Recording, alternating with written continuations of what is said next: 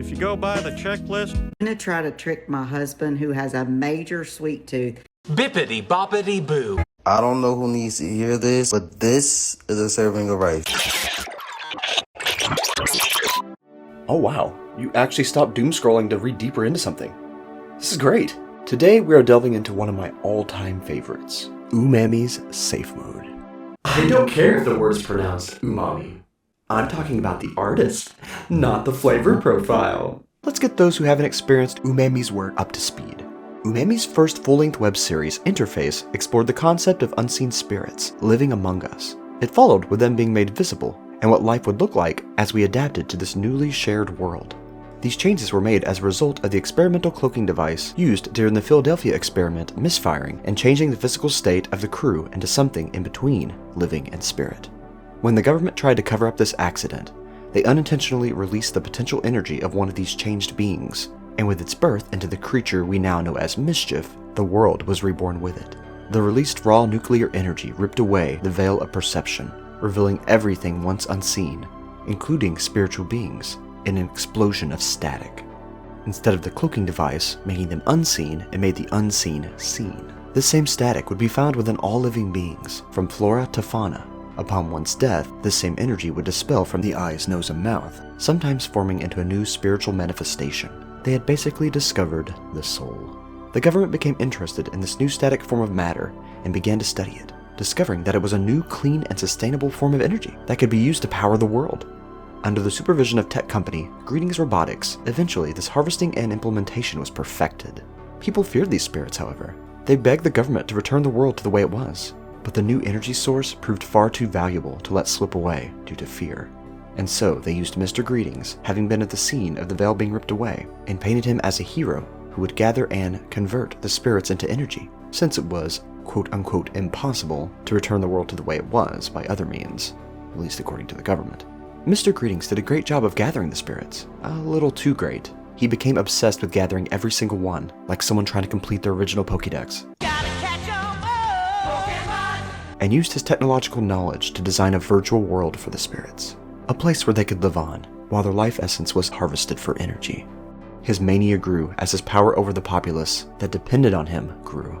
He soon began to believe that he was chosen by the universe to create this afterlife. He was the creator spoken of in legends. He began a new quest to create gods, composed of the most powerful spirits strung together in robotic interfaces. He even began to see pieces of what he believed to be a supreme god in nature. A giant hand here, an octopus-like heart there, living intestines in the worm-like creature known as Mischief. All of these were to become the unborn child of the universe, and so he collected, stripped them of personality and essence, and crafted his gods based on what he believed perfection was supposed to look like. The last piece of this supreme god was Mischief, and Mischief allowed himself to be eaten and absorbed by the giant, baby-like entity that had been formed. Mischief didn't allow himself to be stripped of his mind, however, and took this opportunity to infect the Hive Mind Collective with his essence, a giant apple becoming a Trojan horse, so to speak. In order to stop this infection from corrupting the interface and the world within, the protector of the interface, an antivirus special agent known as Smear, shifted the artificial afterlife into safe mode. This caused the child of the universe to collapse. The artificial world put on pause, but the living spirits within persisted. It's in this artificial afterlife that the story of safe mode takes place. It is within this artificial world that the battle between digital perfection and free will have its final battle. I do plan on making a future video considering the full story breakdown of safe mode thus far, but for today, we are going to focus on and analyze the current episode, Memory Cells. Sit tight, grab a cup of your favorite beverage, and please try to ignore the disembodied spirit standing right behind you. You wouldn't be able to observe it, even if you looked anyway. We still have our veil in place.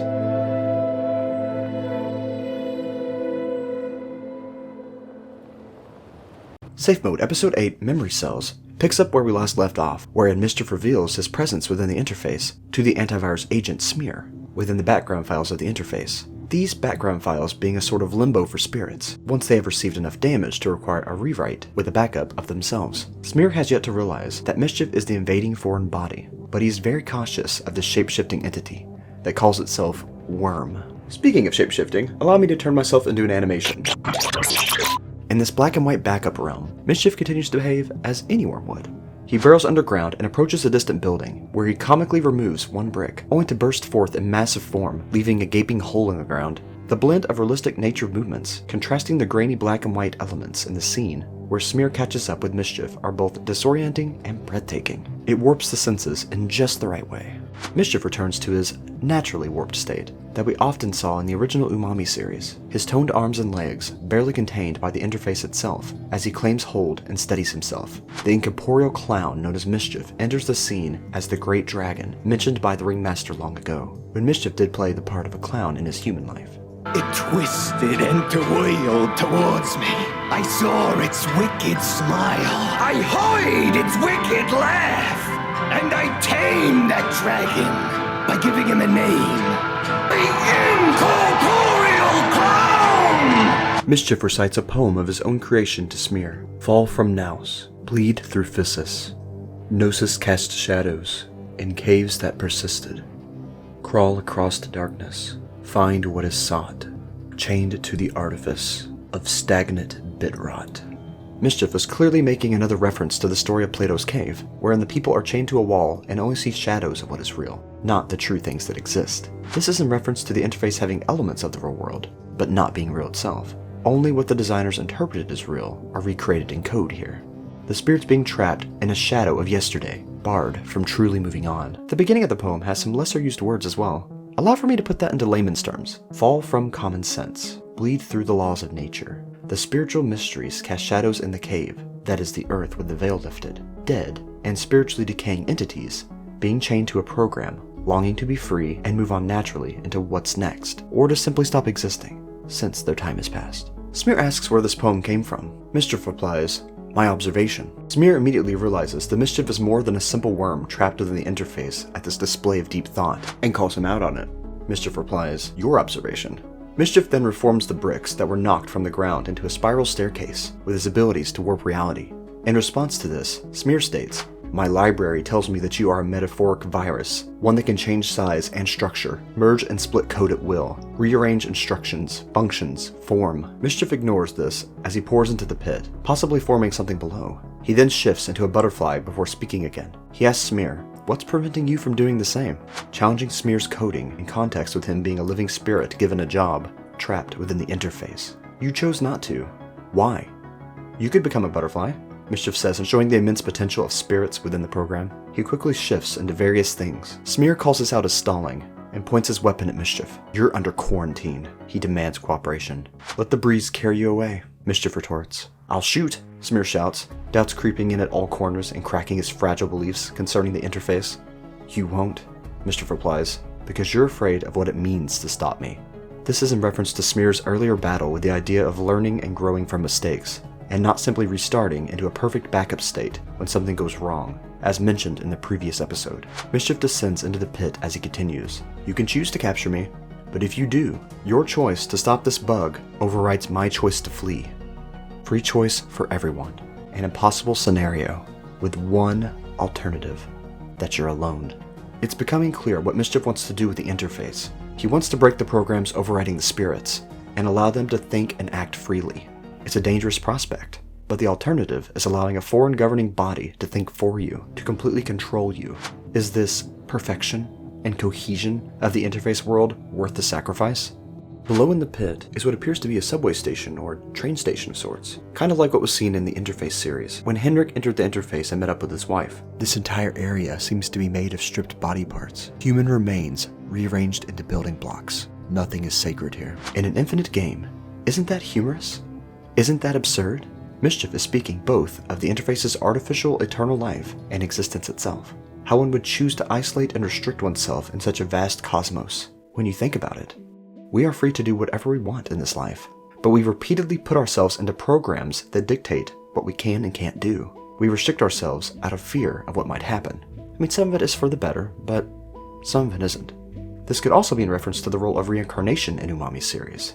How one can shift and become something else next cycle, but all the spirits are being forced into playing their previous roles within the virtual interface world. Smear, slowly and cautiously following Mischief into the pit, reflects knowingly. And he's right, of course, a simulation of free choice can't exist without soloing off its participants. If a program is to simulate free choice, the choice of others would clash with those choices, and not allow them to truly choose freely.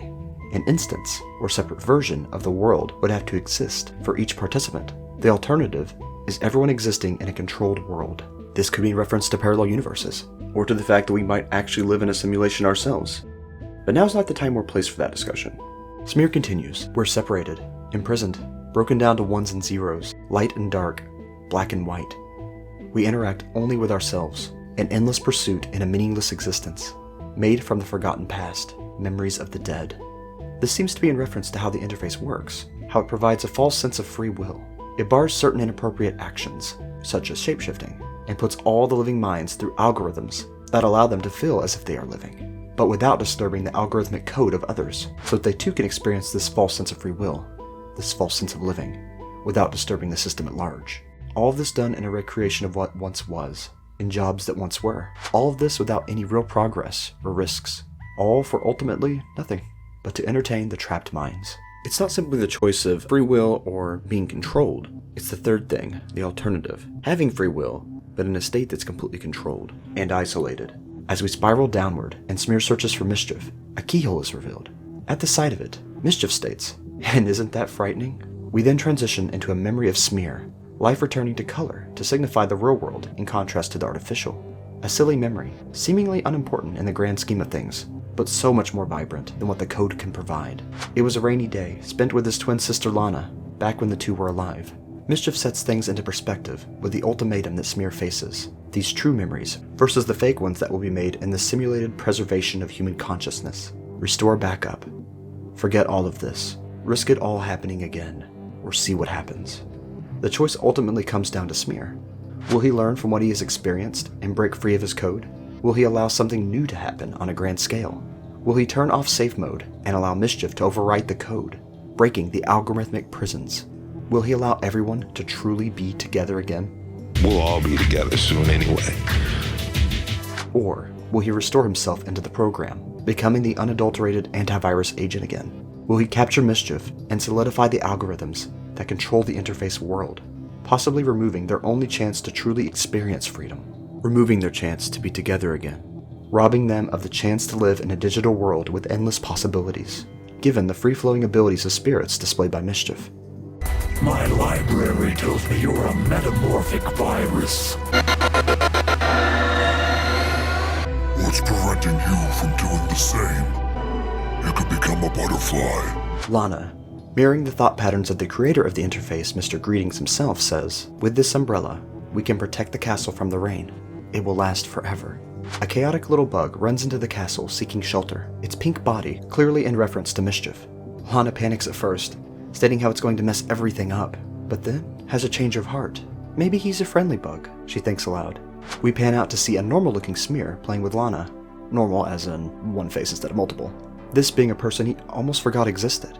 A person smeared over by the code of the interface. And that's where the last episode ended. Truly, a deeply rooted look into reality, and the problems we face today with the advent of the internet taking over most of our daily lives. The way we connect is different from what it was just a generation or two ago. We are now isolated in the experiences had on social media, connected, yet completely alone in truth.